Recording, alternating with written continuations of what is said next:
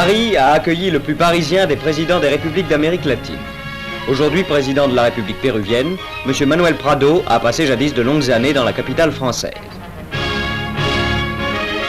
Le président, dont le premier geste a été de se recueillir aux côtés du général de Gaulle sur la tombe du soldat inconnu, s'est toujours montré, même aux heures les plus graves, un grand ami de la France. Je suis aux côtés de la France libre, affirmait-il dès 1941, avant d'être, un an plus tard, le premier chef d'État américain à déclarer la guerre aux forces de l'Axe.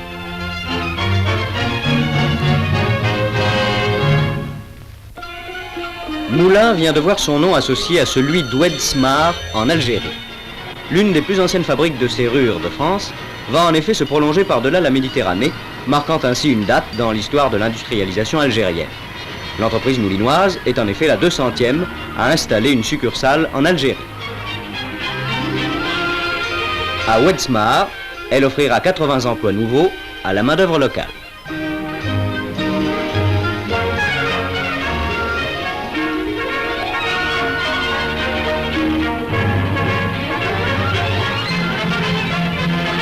C'est à 16 500 au total que se chiffreront les emplois nouveaux créés par les 200 entreprises en cours d'installation sur le sol algérien et qui représentent, en investissement, la valeur de 44 milliards d'anciens francs. Le plan de Constantine se développe.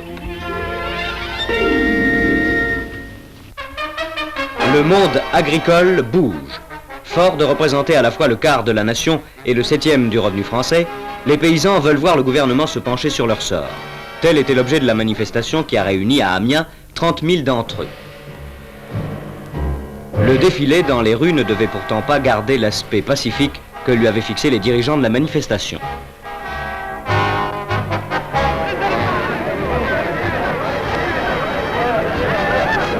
De violentes bagarres devaient éclater, opposant les manifestants au barrage des forces de l'ordre. Le rôle de provocateur, étranger aux milieux ruraux, a été par la suite mis en évidence. Il porte la responsabilité des violences qui ont fait 150 blessés.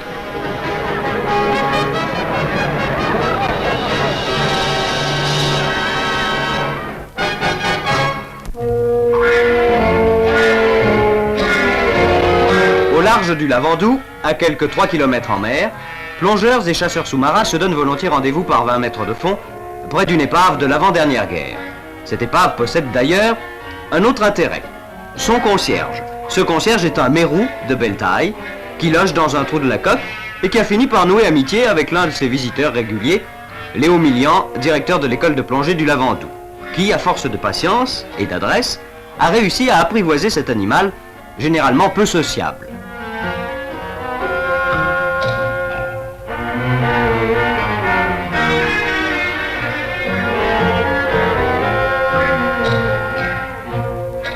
L'homme et le poisson font maintenant bon ménage, sinon table commune, et Prosper, c'est le nom du mérou, vient comme un bon chien vous manger dans la main, sans même craindre la caméra de Jean Fouché-Créteau.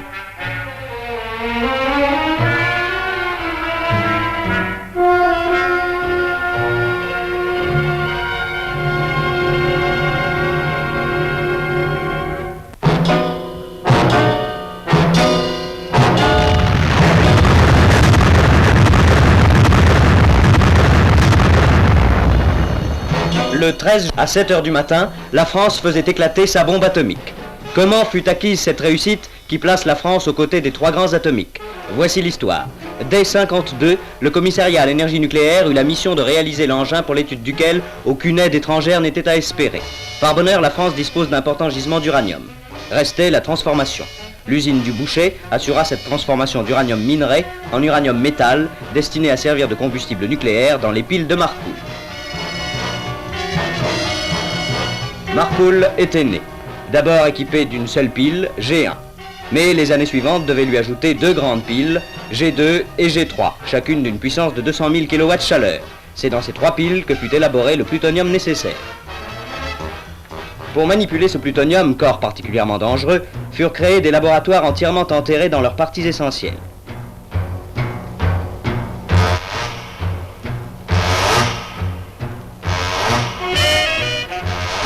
Ces laboratoires de réalisation ultramoderne comportent des séries de cellules où se poursuivent les travaux sur substances radioactives. Chacune renferme un ensemble d'enceintes spéciales étanches appelées boîtes à gants, à l'intérieur desquelles les manipulations s'effectuent en atmosphère neutre.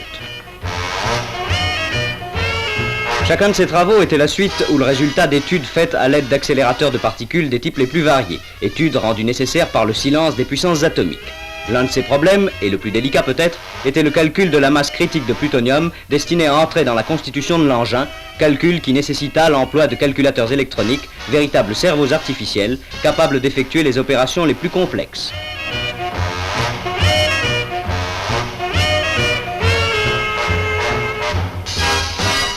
Pendant ce temps, et dans le secret le plus absolu, la base de Reagan s'organisait.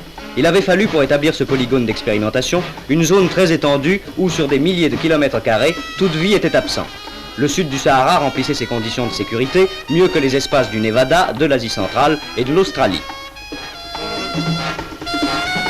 En moins de 2 années, malgré les difficultés géographiques qui imposèrent la mise en œuvre de moyens énormes, la base vie, celle où devaient vivre et travailler les hommes de la bombe, devait être aménagée et dotée en plein désert d'un confort indispensable à des hommes qui allaient vivre loin de tout.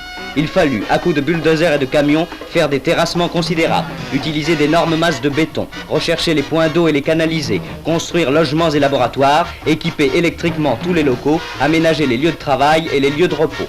Des dizaines de kilomètres de routes furent construits pour le transport du matériel lourd.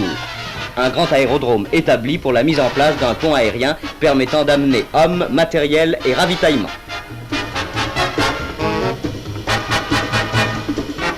Et Reagan se mit à vivre pour le jour J. Dans ses laboratoires souterrains, les expérimentateurs purent mettre la dernière main à la finition de la bombe, pendant qu'à quelques dizaines de kilomètres, d'énormes travaux commençaient à circonscrire le point zéro. Au milieu, la tour de fer qui supportera la bombe. Autour, les blocos des appareils enregistreurs, les enveloppes de béton pour les caméras ultra rapides qui retraceront image par image le développement de l'opération. Afin de tirer tous les enseignements sur les effets de l'expérience, on a exposé autour du point zéro différents matériels militaires.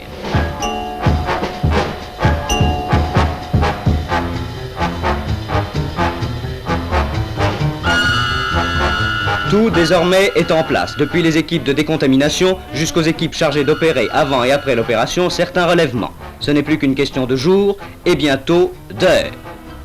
Voici maintenant que l'heure H est proche. Vous vivez dans le blocos de la mise à feu, la minute solennelle de la première explosion atomique française.